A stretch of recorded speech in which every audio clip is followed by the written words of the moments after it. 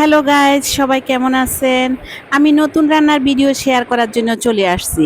কেউ বলে কাঁচা কাঁঠাল, কেউ বলে এঁচোড়। আমি এঁচোড় রান্না করব, আমি এঁচোড় বলি। তো এঁচোড়টা আমি হাতে সর্ষের তেল মাখিয়ে, বটিতেও মাখিয়ে নিলাম, মাখিয়ে এই যে যুদ্ধ করে কেটে নিলাম। সেই যুদ্ধ শুরু করে দিয়েছি, শুরু করে কেটে ফেলেছি।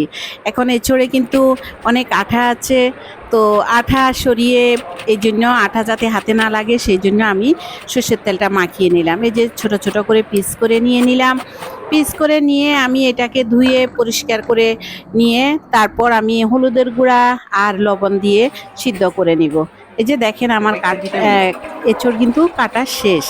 আমি এখানে হলুদের গুঁড়া আর লবণ দিয়ে ভিজিয়ে রেখেছি। এরপর আমি রাইস কুকারে সিদ্ধ বসিয়ে দিচ্ছি। তখন কিন্তু আমার চুলায় গ্যাস নেই, তো সেই জন্য আমি রাইস কুকারে সিদ্ধ বসিয়ে দিলাম। এই ফাঁকে আমি কড়াইতে তেল দিয়ে শুকনো মরিচ আর তেজপাতা দিয়ে দিলাম, দিয়ে বড় এলাচ ছোট এলাচ দিয়ে দিলাম। আমি এঁচোড় কিন্তু নিরামিষ রান্না করব, সেই জন্য আমি এই যে এখন পাঁচফোড়ন দিয়ে দিলাম।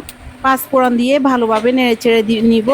মশলার একটা স্যান্ট আছে, সেই স্যান্টটা বের হওয়ার সাথে সাথে আমি পেঁয়াজ রসুনটা দিয়ে দিলাম। আমি মাছ দিব না, নিরামিষ বলতে কি আমি মাছ দিব না, কিন্তু আমি পেঁয়াজ রসুন ব্যবহার করতেছি এঁচোড়ে।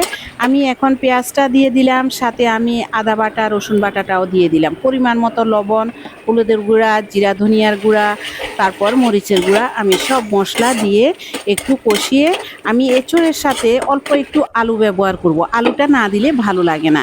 তো এই যে আমি আলুটা দিয়ে দিলাম, আলুটাও ভালোভাবে আমি মশলার সাথে কষিয়ে নিলাম। আমার দেখেন মশলাটা কিন্তু কষানো অনেকটা সুন্দর হয়েছে না, একদম ভাজা ভাজা হয়ে গেছে, আমার আলুটাও ভাজা হয়ে গেছে। এইদিকে আমার এঁচোড়টা আমি সিদ্ধ করে তারপর জলটা ঝরিয়ে নিলাম। দেখেন কি সুন্দর কালার আসছে।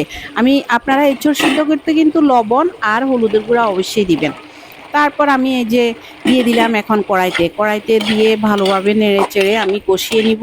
এঁচোড় কিন্তু কষানোতেও অনেকটা টেস্ট বেড়ে যায়। আমি ভালোভাবে কষানো বা ভেজে নেওয়া একই কথা। আমি ঢেকে ঢেকে, চুলায় গ্যাস অল্প, সেই জন্য আমি ভালোভাবে ঢেকে ঢেকে কষিয়ে নিচ্ছি।